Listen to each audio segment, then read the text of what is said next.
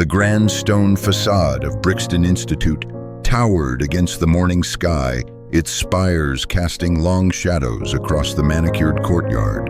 Inside, music floated through vaulted corridors, scales, arpeggios, hesitant sonatas stitched together in the clamor of ambition. The building pulsed with the disciplined chaos of students chasing perfection. Among them moved a woman no one noticed. She stepped softly past master classes and rehearsal studios, her gray cardigan blending into the background, her worn leather satchel tucked close to her side. Faculty brushed past her with clipped nods or none at all. To them, she was staff, background noise, replaceable. She didn't mind. For 6 weeks, Ava Lorne had lived in the silences between the music. She organized, typed, archived, corrected, always on time, always invisible. Her office was a converted storage room behind the print lab. Her name wasn't listed on any department door, but sometimes when no one was watching, her hand would hover over the keys of an unattended piano, fingers twitching as if remembering something the rest of her had tried to forget. In the heart of the conservatory, pressure was building. The annual Argonne Scholarship Recital was 2 days away, a performance that would decide which rising star earned a path to Carnegie, to Berlin, to greatness. The faculty sharpened their critiques. Students rehearsed until their fingers bled. And in a locked cabinet backstage sat the final program, 14 pages of music, crowned by Liszt's formidable transcription of Beethoven's Fifth Symphony, a piece no student had ever attempted live at Brixton. No one knew it yet, but the most unforgettable performance the Institute would ever witness wasn't coming from its finest student. It was walking their hallways in silence, forgotten by design, waiting for a reason to be remembered. At 7:00 a.m., while the Brixton Institute's marble floors still echoed with custodial footsteps and sleepy echoes of tuning instruments, Ava Lorne was already at her desk. A thin shaft of morning light cut through the frosted window pane of her cramped office, originally a storage closet highlighting the neat rows of annotated programs and rehearsal schedules stacked precisely beside her. She moved like someone trained to avoid notice. Every motion was minimal. She slipped between departments with the ease of a shadow carrying boxes of sheet music, delivering edited drafts, restocking the recital room's printer without ever interrupting conversation. Even when acknowledged, it was with clipped gestures or mumbled thanks, the kind reserved for someone who existed merely to facilitate the ambitions of others. None of them knew she had once stood center stage. To the faculty, she was efficient but forgettable, the new admin with the quiet eyes and tucked-away presence. No one asked where she came from. No one noticed how her hands sometimes trembled when she touched a piano's lid. Her badge read, Ms. A. Lorne. To most, the name meant nothing. Still, there were moments, brief, involuntary, when the past would surface. A slight pause outside Studio B, when a student missed a phrase she had once mastered. A fingertip tracing a familiar arpeggio on a blank desk. A glance held too long at a marked-up score. Ava had come here to disappear, but even silence over time draws its own gravity. And Brixton was not as blind as it seemed, not entirely. In a place that prided itself on detecting genius in youth, no one expected it to be hidden in someone who had already known the heights and the silence that followed the fall. Brixton Institute of Classical Arts was more than a conservatory. It was a cathedral of pedigree. Its stained glass windows filtered sunlight across the portraits of dead virtuosos, lining the mahogany walls while the echoes of greatness still lingered in the polished stone corridors. Here, reputation carried more weight than talent.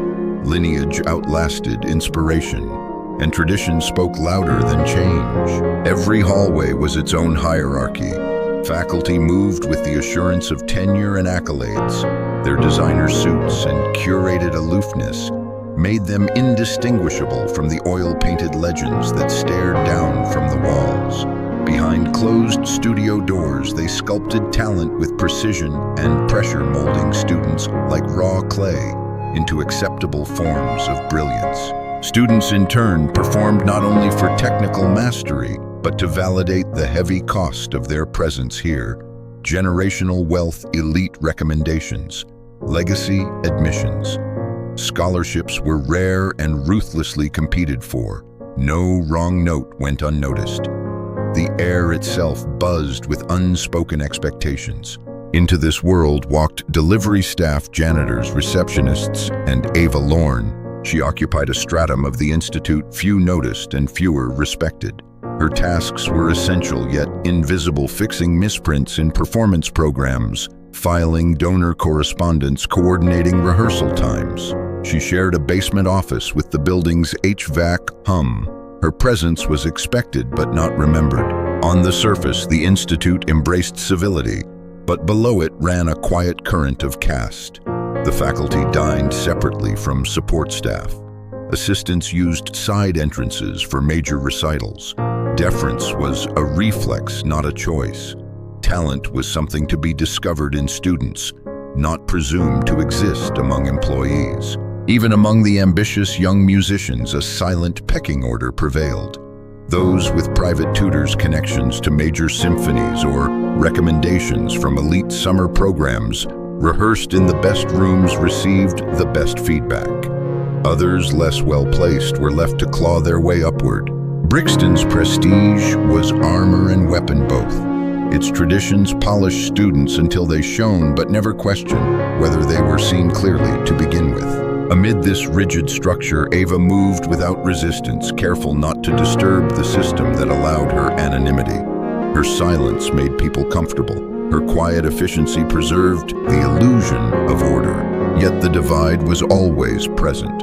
When a senior professor forgot her name in a faculty meeting, no one corrected him. When she offered to double-check a set of German song translations for accuracy, the suggestion was ignored only to be quietly adopted days later without credit. It wasn't hostility, it was erasure. To Brixton, Ava was a convenience background noise in a world curated for louder, more visible brilliance. But even the most carefully curated systems have blind spots, and sometimes they're hiding exactly what they claim to be searching for. In the dim stillness between practice sessions, Studio A stood empty, just sunlight streaming across a Steinway Grand and the scent of varnish in the air. Ava entered with a stack of freshly printed recital schedules, the door clicking softly behind her. Her shoes made no sound against the polished wood as she crossed the room to place the papers on the music stand. She should have left immediately, but her eyes caught on the score lying open on the piano, Liszt's transcription of Beethoven's Fifth, the very piece slated for the final performance of the Argonne recital. Her breath held, her fingers hovered. Her hands, those once famed hands, remembered. Not entirely by choice, her right index traced a phrase along the margin. No ink, no pressure, just shadow. A pause. Then the same finger shifted to the keys. She didn't press. She only touched. The contact was light enough to be mistaken for dusting. But in that moment, her posture changed. Her spine straightened, her shoulders aligned with the bench, even though she wasn't seated. Her left hand joined the right. Her fingertips danced silently across invisible measures, fingering memory instead of making sound. Just muscle breath and ghosted rhythm. Behind her, unnoticed, a young student passed in the hallway and glanced through the window in the door. She looked like someone practicing nothing and everything. Later that afternoon, in the mailroom, she sorted printed programs, while one ear tuned to a practice room down the hall. Someone was laboring through a Chopin etude, technically competent, emotionally hollow. Ava's head tilted slightly. She mouthed a passage, her fingers twitching under the counter, correcting the phrasing. During a faculty lunch prep, she adjusted the seating chart, not for convenience, but for acoustics, placing donors closer to performers who projected better. No one noticed, no one asked. But the change drew compliments from several patrons later that evening. Occasionally, when reviewing program drafts, she made tiny corrections. No one else caught transposed clefs, mislabeled fingerings, misprinted phrasing marks that changed the color of a passage. No one asked how she knew. They assumed she'd copied from a reference. They didn't realize she was the reference. And in the conservatory's private library, she once paused before a locked archival drawer and stared at the name etched into the brass label, Lorne A. Carnegie, 2007 to 2015. Her fingers brushed the handle but didn't pull. There were no grand gestures, no confessions, only moments, glances, instincts too sharp for someone untrained. Ava never corrected anyone's assumptions. She didn't need to. The building didn't know it yet, but it was already listening. Something dormant had stirred, and the music, the real music, had begun to wake. 2 days before the Argonne Scholarship recital, the atmosphere at Brixton shifted. Gone was the casual arrogance of daily rehearsals, replaced by an undercurrent of electric strain. Hallways once filled with music now held tension in the rests between notes. The air had weight. Footsteps moved faster, instructions grew sharper, and every door closed just a little too hard. Posters advertising the event were pinned with precision across every bulletin board. The program was already being whispered about in corridors and lounges. 10 student performers, each hand-selected from dozens, culminating in a centerpiece few dared attempt Liszt's transcription of Beethoven's Fifth Symphony. It was the kind of piece that defined futures. At the top of that final program was a name written in bold type, Julian Miles. He was Brixton's golden boy, young, gifted, impeccably trained, a legacy student with perfect posture and pristine technique. In faculty circles, he was already being called the next one, the student the Argonne Foundation would surely crown with their full-ride endorsement, an award that guaranteed a path to international festivals, world-class masterclasses, and concert halls. Julian practiced late into the night. His hands were swift, his runs clean, but beneath the mechanical perfection something strained. Notes began to lose color. Mistakes crept into transitions. Tempo faltered where it had once flown. He began arriving earlier, leaving later, his eyes increasingly rimmed with sleeplessness. The professors noticed but attributed it to pressure. Some even admired it. The breaking point, they believed, was often the moment a true artist emerged. Backstage logistics spun into overdrive. Schedules were finalized. Lights were tested. Seating charts revised. Ava, as always, moved quietly through it all, reprinting cue sheets, correcting timing issues, arranging water pitchers backstage, ensuring backup scores were in place. But she also observed. She noticed the way Julian stared too long at his own hands between runs. She heard the missed dynamics, the choked crescendos during closed rehearsals. She saw the tremor in his right hand as he turned a page during one late-night practice. No one else had the time or the ears to see it for what it was. In the green room, students grew quieter. Confidence gave way to anxiety. Even the professors' voices began to soften under the weight of approaching judgment. The Argonne representatives were expected to arrive in tailored silence, powerful, discerning, and almost mythically elusive. Everyone knew a single bad impression could close a door for years. Brixton polished its image relentlessly. Programs were triple-checked, the stage gleamed, the piano hand-tuned twice over waited like a coiled spring. In the eye of this growing storm, Ava's presence remained steady, her breath measured, her actions exact. She alone could feel the storm breaking before the others heard the thunder. And somewhere inside her, quietly, insistently, the music stirred again. On the day of the Argonne recital, the conservatory awoke before dawn. Morning light barely touched the granite steps of Brixton before the building pulsed to life. Stagehands finalizing positions, staff adjusting lighting grids, faculty dressed in formality, sharper than usual. Every sound echoed with purpose, every breath a calculation. In the green room, tension had solidified into something physical. Students avoided eye contact. Pages of sheet music trembled in nervous hands. A few practiced finger patterns silently, others stared at walls, their minds deep in imagined performance. Julian Miles sat alone. His suit was immaculate, his shoes polished. Every inch of him looked prepared, but inside a quiet unraveling had begun. The morning had betrayed him with an unfamiliar stiffness. His right hand wouldn't settle. The tremor he'd ignored for days was stronger now. He gripped a paper cup of water with both hands to steady it, but the panic licked at the edges of his control. The list was waiting. It was always the list. He had trained for it for months, every measure memorized, every nuance dissected. But now, the notes floated like strangers in his head, unreachable and mocking. The magnitude of the audience, the presence of Argonne's judges, the weight of his professor's expectations, they pressed against his chest until each breath came shorter than the last. Moments before curtain call, he disappeared. A whisper, then a ripple of movement. A professor searched backstage. Another combed the hallway. Ava, carrying cue cards to the control booth, was the first to hear it. A stifled sound behind the practice room door just left of the stage. Inside, Julian sat on a bench, hunched forward, his palms pressed to his knees. His face was pale, damp with sweat, his breathing ragged. One leg bounced uncontrollably while his right hand curled toward his chest, as if protecting it. Faculty rushed in. The diagnosis was silent but immediate panic. No student had been prepared as completely. No one else had studied the list. No alternative performer existed. The program was fixed. The audience had gathered.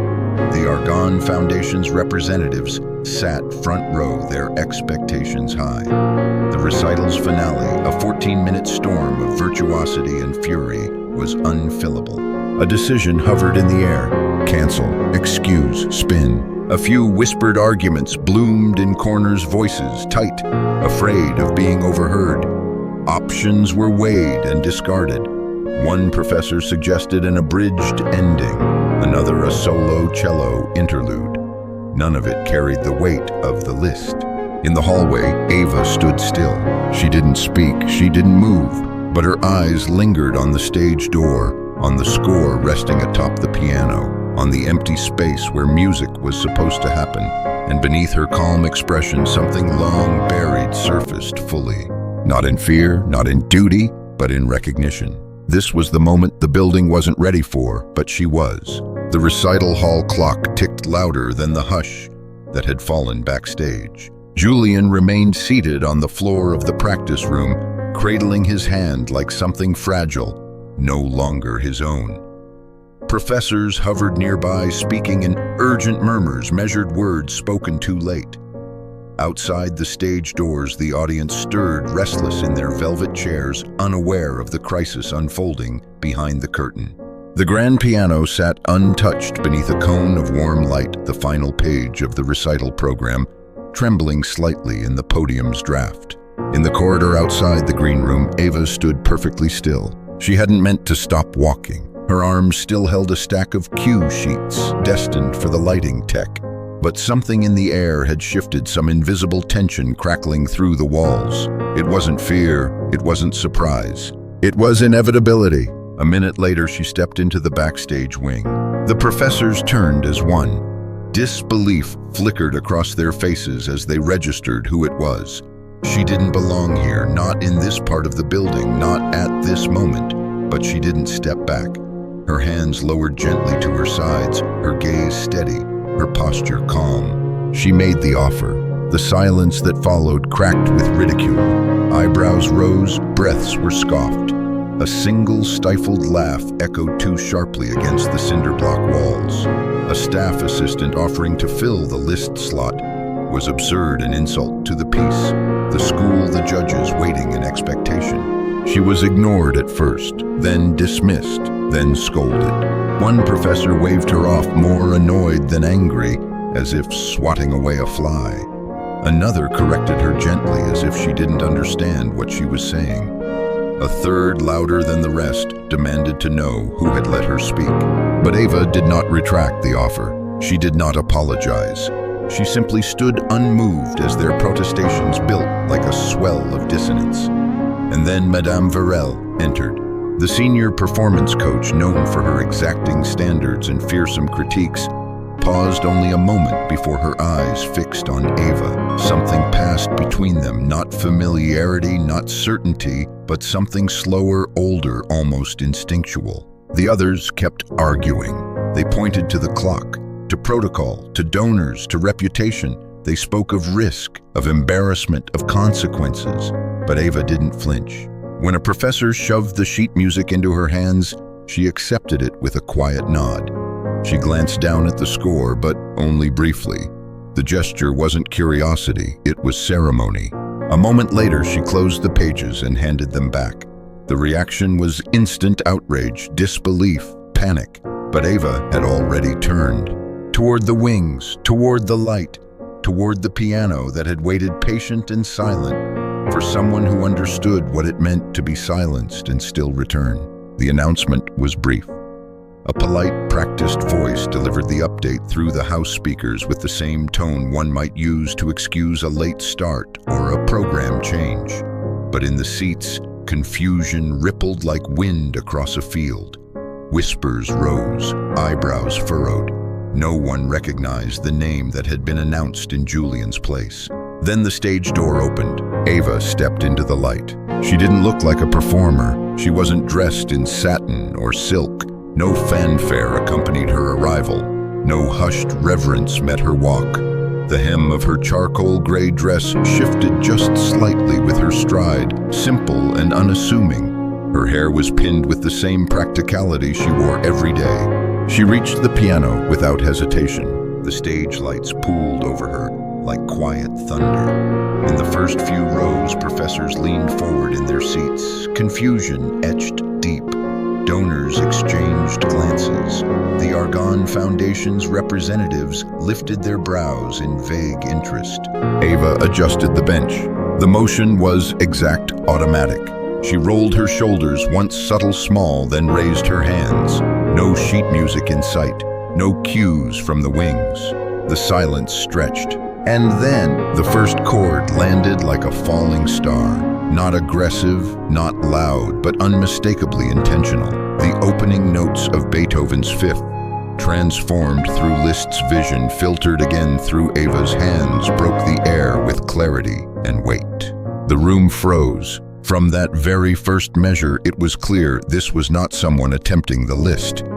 This was someone inhabiting it. Each phrase built with calculated force, the left hand weaving architecture, while the right painted emotion. The balance was uncanny bravura, tempered by restraint strength laced with aching tenderness. Passages most pianists navigated with careful fear spilled effortlessly from her fingers, as if the piano had been waiting for her alone. In the back row, a donor lowered their program. In the front row, a professor removed their glasses, slowly blinking, as if vision had returned. A few heads tilted, then stilled entirely. Ava didn't play as if to impress. She played as if remembering. Her posture never wavered. Her breath moved with the rhythm. In sections that once demanded raw speed, she gave shape. In moments designed for drama, she offered stillness. And in the smallest rubato, in the spaces between notes, she allowed silence to speak. The faculty couldn't move. Some recognized fragments of phrasing interpretations they'd seen before long ago, but now they were fuller-aged, repurposed by someone who had lived inside the music and walked away from it, only to return more human. Madame Virel's lips parted slightly, her chest rising as if to speak but never following through. In the balcony, a student gripped the railing, unknowingly holding their breath.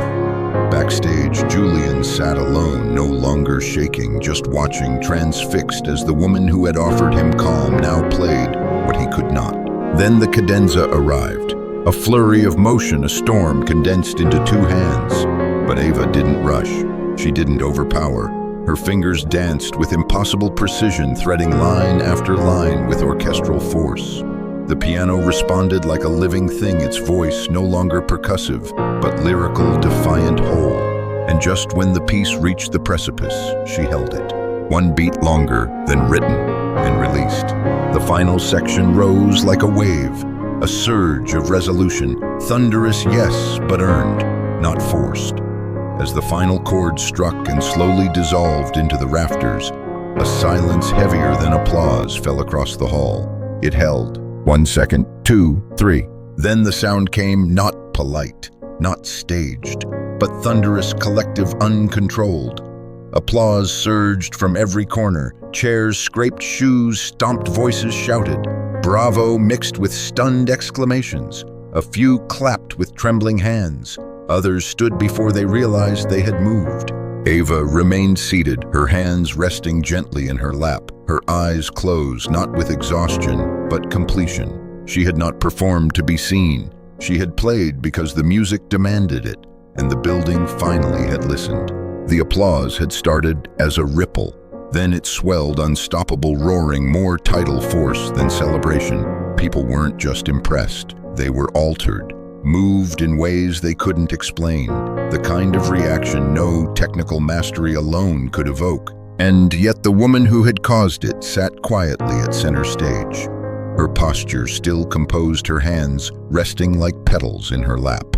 She rose only after the fourth curtain call, offering a single gracious bow, nothing performative, only acknowledgement. Then she turned to exit, but the room wouldn't release her. Faculty members exchanged urgent glances. Some stood, others hesitated.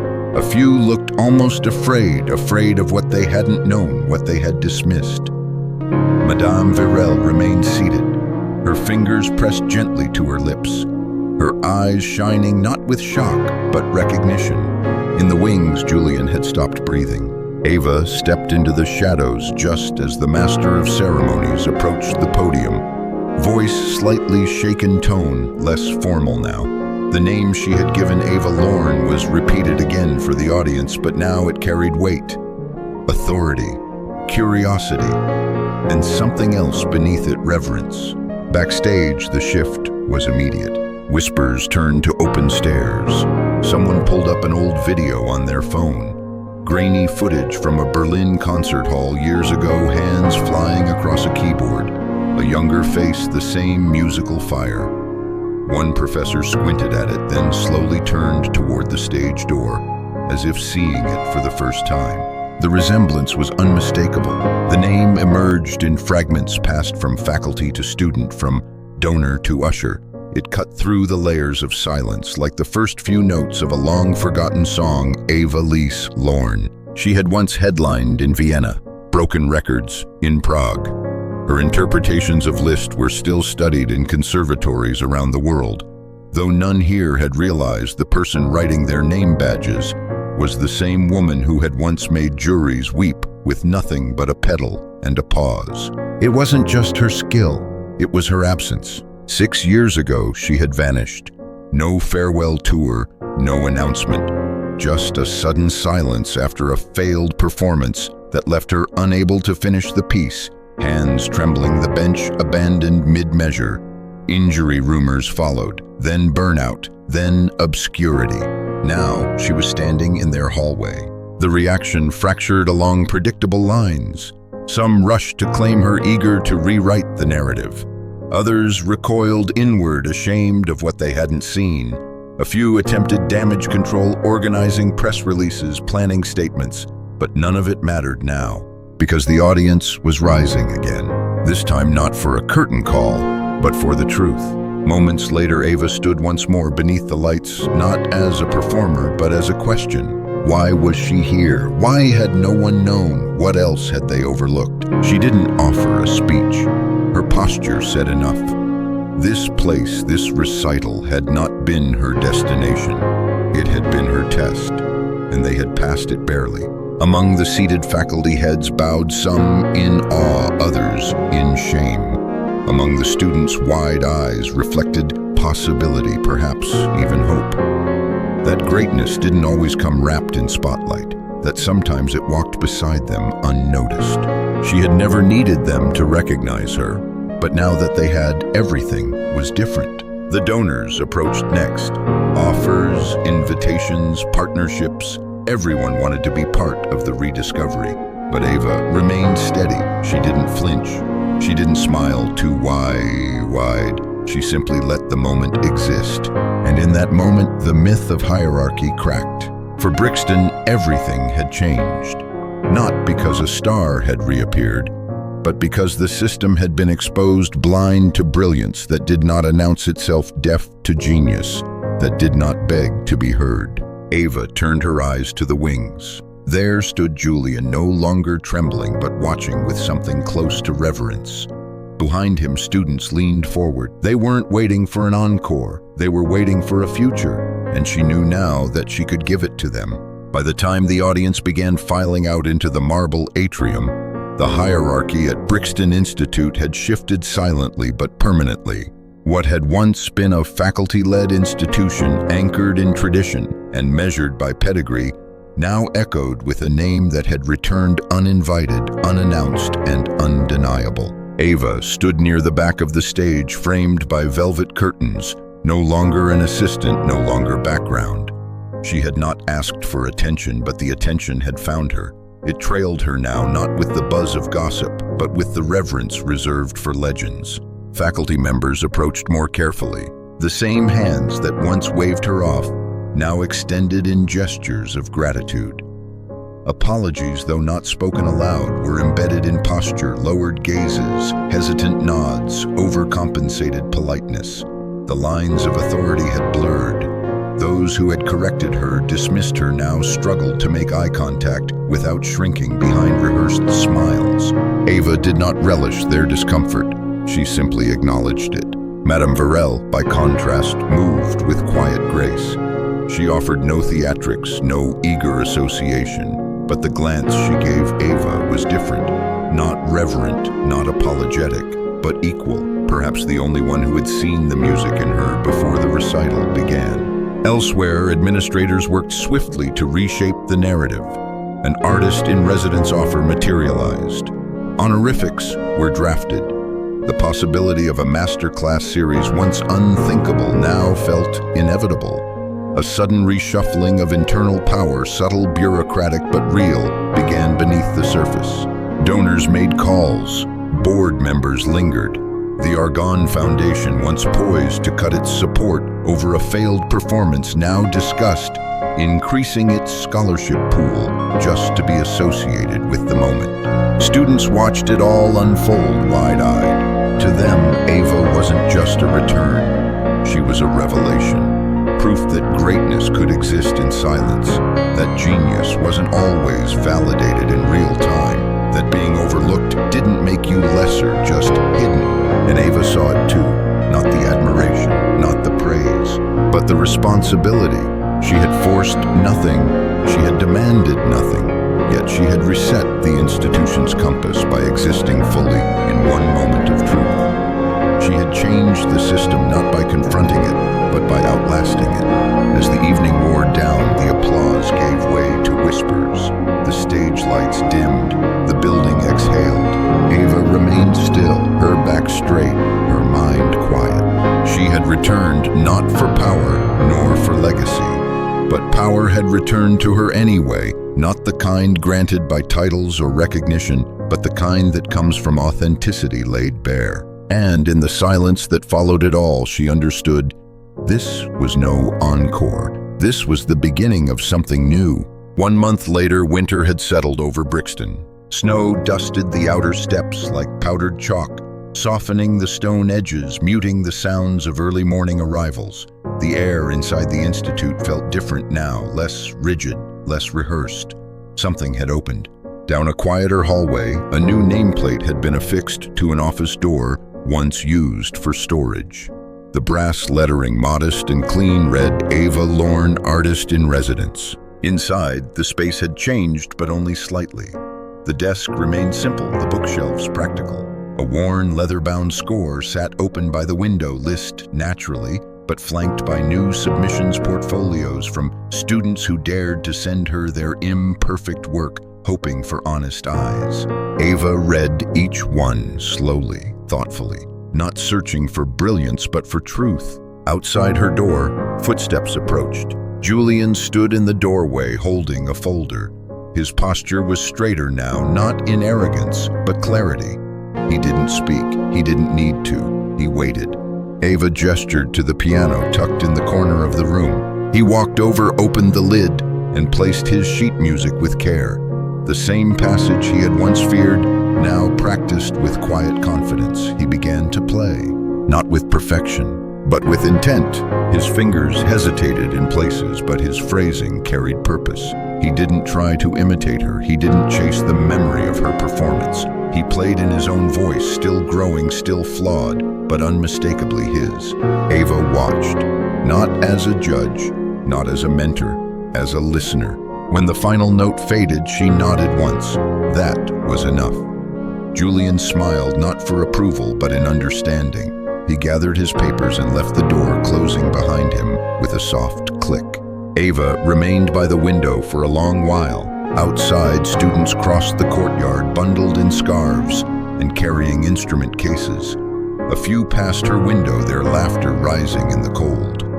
One paused to glance at her door, then continued on. She thought of all the hours she'd spent erasing herself, all the ways she'd tried to vanish into utility, and yet the music had never stopped waiting.